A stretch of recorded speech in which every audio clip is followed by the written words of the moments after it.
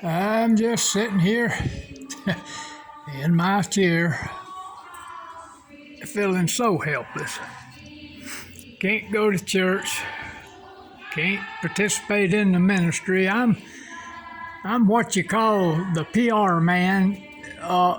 When the kids start showing up, I do public relations with them and make sure they're not getting too bored.